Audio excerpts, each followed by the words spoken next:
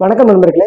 நம்ம அனல் பறக்கும் ஆண்டுகளுக்கு தலைப்புல இருந்து ஒவ்வொரு பாடத்துக்கான ஆண்டுகளும் அதனுடைய சார்ந்த நிகழ்வுகளும் தொடர்ச்சியா பார்த்துட்டு வரோம். இந்த வீடியோவில் நமக்கு என்ன நன்மை கிடைக்கும் அப்படின்னா, ஒரே ஆண்டு வேற வேற நிகழ்வு நடந்திருக்கும், வேற ஒரு பாடத்துல இருக்கும், இல்ல அதே படத்துல கூட இன்னொரு பக்கத்துல இருக்கும். ஸோ நம்ம அதை படிச்சுட்டு அடுத்த பாடம் படிக்கும்போது நமக்கு மறந்துடும். பட் ஆனா நம்ம இந்த மாதிரி ஒரே நேரத்துல எல்லா ஆண்டுகளையும் அதோட நிகழ்வுகளையும் ஒரே சமயத்துல படிச்சோம் அப்படின்னா நமக்கு ரொம்ப யூஸ்ஃபுல்லா இருக்குன்ற ஒரு கான்செப்டுக்காக தான் நம்ம இந்த பதிவே எடுத்திருக்கோம். ஓகேங்களா? ஸோ அந்த அடிப்படையில நம்ம நேற்று போட்டது 3வது வீடியோ, அது பார்ட் 1, அதாவது 10வது புத்தகத்துல இருக்கிற 9வது லெசன் தமிழ்நாட்டில் விடுதலை போராட்டம். இது யூனிட் 6ல கவர் ஆகிற ஒரு முக்கியமான லெசன். ஸோ அந்த வகையில இன்னைக்கு அதனுடைய தொடர்ச்சி 2வது பகுதி பார்ட் 2 வீடியோ. ஸோ இதுல வந்து ஒரு கிட்டத்தட்ட ஒரு 17 ஆண்டுகள் இருக்கு. ஓகேங்களா? ஸோ வாங்க இந்த 17 ஆண்டுகளும் நம்ம என்ன பார்ப்போம். இந்த ஆண்டுகள்லயே அடுத்தடுத்த ஒரே ஆண்டுல வேற வேற நிகழ்வுகள் இருக்கு, அப்படியே அடுத்தடுத்து பக்கத்திலே இருக்கு. ஸோ ரொம்ப யூஸ்ஃபுல்லாகவும் இருக்கும். நம்ம இதுல எழுதியிருக்கிற ஆண்டுகள் எல்லாமே என்ன ஆயிருக்குன்னா ஒரு ஆர்டரா எழுதியிருப்போம், அதுவும் நமக்கு ரொம்ப யூஸ்ஃபுல்லா இருக்கும். ஓகேங்களா? வாங்க பார்க்கலாம். ஸோ இது வந்து பார்ட் 2. 1909ஆம் ஆண்டு மதராஸ் பிராமணர் அல்லாத ஒரு சங்கம் ஆரம்பிக்கப்பட்டது. யார் ஆரம்பிச்சார்னா சி நடேசனார் ஆரம்பிப்பார். ஓகேங்களா? இது 1909.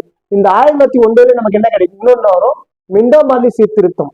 இந்த மிண்டோபாலி சீர்திருத்த சட்டத்தின் அடிப்படையில் தான் எல்லாருக்கும் என்ன பண்ணிருப்பாங்க, பிரதிநிதித்துவம் கொடுத்திருப்பாங்க. முஸ்லிம்களுக்கும் தலித்துகளுக்கும் பிரதிநிதித்துவம் கொடுத்திருப்பாங்க. ஓகேங்களா? அதுக்கு அடுத்தது 1912, இது சென்னை திராவிடர் கழகம். சென்னை திராவிடர் கழகம் ஒன்று ஆரம்பிச்சாங்க. அது எப்ப ஆரம்பிச்சாங்கன்னா 1912. ஓகேங்களா? 1916 ஜூன் மாசம், இது 6னா ஜூனுங்க, ஜூன் மாசம் திராவிடர் சங்கம், அதாவது பிராமணர் அல்லாதவருக்கு தங்கறதுக்கான விடுதி வசதி ஏற்படுத்துறதுக்காக இந்த பிராமணர் அல்ல சங்கம் வந்து தங்கும் விடுதியை ஏற்படுத்தி கொடுத்தாங்க. இது யாருன்னா சி நடேசனார் தான். சரிங்களா? அடுத்தது 18 மார்ச் மாசம் 1918. இங்க பாருங்க, தேதியும் 18, ஸ்டார்ட் இயரும் 1918. இந்த 1918ஆம் தேதி 3வது மாசம், அதாவது மார்ச் மாசம் 1918ஆம் ஆண்டு மெரினா கடற்கரையில காந்தி உரையாற்றுறார், அந்த நிகழ்வு. சரிங்களா? அடுத்தது 17/4/1920. இது என்ன அப்படின்னா தமிழ்நாட்டுல கிளாபத்து நாள் கொண்டாடப்பட்டது. தமிழ்நாட்டுல என்ன கொண்டாடப்பட்டது, கிளாபத்து நாள் கொண்டாடப்பட்டது. இது கேட்பாங்க, ப்ரீவியஸ் கொஸ்டின்ல கேட்டிருக்காங்க. ஸோ ரொம்ப முக்கியமான இயர் இது. 1921 நவம்பர் மாசம் தமிழ்நாட்டுல சட்ட மறுப்பு இயக்கம் ஆரம்பிக்கப்பட்டது. சட்ட மறுப்பு இயக்கம் எப்ப ஆரம்பிக்கப்பட்டதுன்னா 1921 நவம்பர்ல ஆரம்பிக்கப்பட்டது. ஓகேங்களா? 1926ல சென்னை மாகாண தேர்தலில் வெற்றி. என்னன்னா சுயராஜ்ய கட்சி ஜெயிச்சு சுயேட்சை வேட்பாளராக இருந்த சுப்ராயன் என்பவர் என்ன பண்ணிருப்பாங்க, அவரை சிஎம் ஆக்கியிருப்பாங்க. அது எந்த ஆண்டுன்னா 1926ல. அதுக்கு அடுத்தது 1930ல மறுபடியும் என்ன பண்ணுவாங்க, நீதி கட்சி ஜெயிக்கிற ஆண்டு, நீதி கட்சி மீண்டும் வெற்றி பெற்ற ஆண்டு எதுன்னா அது 1930. 1920ல இருந்து 1937 வரைக்குமே யார் ஆட்சி செஞ்சிருப்பாங்க, நீதி கட்சி தான் ஆட்சி செஞ்சிருக்கும். ஸோ நீதி கட்சி எந்த ஆண்டுல இருந்து எந்த ஆண்டு வரைக்கும் ஆட்சி செஞ்சு கேட்பாங்க. காமராஜர் எந்த ஆண்டுல இருந்து எந்த ஆண்டு வரைக்கும் ஆட்சி செஞ்சாரு, எத்தனை ஆண்டு காலம் ஆட்சி செஞ்சாரு, சிஎம்ஆ இருந்தாரு. ஸோ அந்த மாதிரி கொஸ்டின்ஸே நிறைய இருக்கு, இதை ஞாபகம் வச்சுக்கோங்க. 1927 சைமன் குழு ஞாபகம் இருக்கு, சைமன் குழு எதிர்ப்பு போராட்டம் எல்லாமே. இது 1927ல ஐஎன்சில சென்னை மாநாடு, அதாவது ஐஎன்சினா இந்தியன் நேஷனல் காங்கிரஸ், இந்திய தேசிய காங்கிரசினுடைய மாநாடு சென்னையில நடைபெற்றது. அந்த மாநாட்டுல என்ன எடுத்தாங்க அப்படின்னா முழுமையான சுதந்திர இலக்கு. எப்ப முழுமையான சுதந்திர இலக்கு தீர்மானம் கொண்டு வரப்பட்டது எந்த மாநாடுனா தமிழ்நாட்டில் நடந்த இந்திய தேசிய காங்கிரஸ் மாநாடு 1927ஆம் ஆண்டு. 18ஆம் தேதி 2வது மாசம் 1929. இது என்ன அப்படின்னா சைமன் குழு எதிர்ப்பு எங்க நடந்தது, சென்னையில நடந்தது. அப்ப சென்னையில சைமன் குழு எதிர்ப்பு எந்த ஆண்டு எந்த தேதியில் நடந்ததுன்னா பிப்ரவரி மாசம் 18ஆம் தேதி 1929. ஓகேங்களா?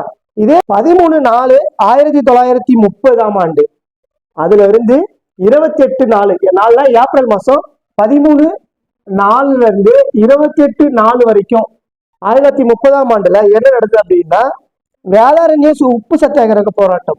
அது எங்க இருந்து எங்க ஆரம்பிச்சாங்க அப்படின்னா திருச்சியில இருந்து தஞ்சாவூர் வரைக்கும். ஓகேங்களா? தஞ்சாவூர்ல இருக்கிற வேதாரண்யத்துல போய் தான் உப்பு எடுப்பாங்க. ஓகேங்களா? இது 13 to 28. அப்படின்னா காந்தி எந்த தேதியில இருந்து எந்த தேதி வரைக்கும் உப்பு சத்தியாகிரகம் பண்ணாரு, அதுல எத்தனை பேர் கலந்துட்டாங்க உங்களுக்கு தெரிஞ்சா கமெண்ட்ல சொல்லுங்க. ஓகேங்களா? 1930 ஏப்ரல் மாசம் 27ஆம் தேதி, இங்க பாருங்க, ஏப்ரல் மாசம் 17ஆம் தேதி ஒண்ணு பார்த்தோம். எங்க பார்த்தோம், 1920ல தமிழ்நாட்டுல கிளாபத்து நாள் கொண்டாடப்பட்டது. அதே மாதிரி ஏப்ரல் மாசம் 27ஆம் தேதி 1930, இங்க 17, அங்க 27. என்னன்னா திருவல்லிக்கேணியில காவலருடன் மோதல், அதாவது இந்த சென்னையில நடந்த உப்பு சத்தியாகிரகத்துல காவலருடன் மோதல் வந்திருக்கும். அதுதான் அது, அதாவது போலீஸுடன் சண்டை. 26/1 மாசம் 1932 என்ன அப்படின்னா, ஆர்யா என்று அழைக்கப்பட்ட பாஷ்யம் என்பவர் என்ன பண்றாரு, புனித சார்ச்சி கோட்டையின் உச்சியில கொடியேற்றப்பட்ட நாள் எதுன்னு கேட்டாங்கன்னா 26/1/1932. இதே மாதிரிதான் நமக்கு நேரு என்ன பண்ணிருப்பாரு, லாகூர் காங்கிரஸ் மாநாடு அப்ப முழு சுயராஜ்யம், அதாவது சுதந்திரத்தை அறிவிச்சிருப்பாரு. அதை தொடர்ந்து அடுத்த ஆண்டுல 26/1 அதாவது ஜனவரி மாசம் கொடியேற்றிருப்பாரு. அதே மாதிரி இங்க தமிழ்நாட்டுல பாஷ்யம் என்பவர் புனித சார்ஜி கோட்டையின் உச்சியில கொடியேற்றப்பட்டது எந்த நாள் கேட்டாங்கன்னா 26/1/1932. அங்க நேரு ஏற்றத்துக்கும் இங்க ஏற்றத்துக்கும் 2 ஆண்டுகள் வித்தியாசம் இருக்கும், அதை பார்த்துக்கோங்க. 11/1/1932 இங்க பாருங்க, இது ரெண்டுமே என்னது, சேம் ஆண்டு 1932 1932. இதுல என்ன இருக்கு, புனித சார்ஜி கோட்டையில பாஷ்யம் என்றவர் கொடியேற்றுறாரு. இங்க 1932ல திருப்பூர் குமரனுடைய மரணம், அதாவது கொடிக்காத்து குமரன் மரணம், இதுவும் கேட்டிருக்காங்க. இதுவுமே முக்கியமான ஆண்டுகள் தான். இதுல எல்லாமே முக்கியமான ஆண்டு, இதெல்லாம் ப்ரீவியஸ்ல கேட்டிருக்காங்க. ஓகேங்களா. அடுத்தது 1935ல இந்திய அரசு சட்டம் வருது. அந்த சட்டத்தை தொடர்ந்து 1937ல எலெக்ஷன் நடக்குது. எலெக்ஷன்ல காங்கிரஸ் இங்க ஜெயிக்கிறாங்க, எங்க தமிழ்நாட்டுல. அப்ப ஜெயிச்சா யாரு சிஎம் ஆகுறாங்க, ராஜாஜி சிஎம் ஆகுறாரு. அது எப்ப அப்படின்னா ஜூலை 14 இவர் சிஎம் ஆகுறாரு. இவர் சிஎம் ஆன அடுத்த ஆண்டுல இருந்துதான் இங்க இந்திய கட்டாய படமா அறிவிக்கிற அந்த ஆணைகள் பிறப்பிக்கப்படுகிறது. அதை தொடர்ந்துதான் இங்க என்ன நடக்குது, இந்திய எதிர்ப்பு போராட்டம் நடக்குது. அப்ப சுதந்திரத்துக்கு முன்னாடி இந்திய எதிர்ப்பு போராட்டம் நடந்தது எப்ப அப்படின்னா 1937 39ஆம் ஆண்டு காலகட்டத்துல நடத்தப்பட்டதுதான் என்னது.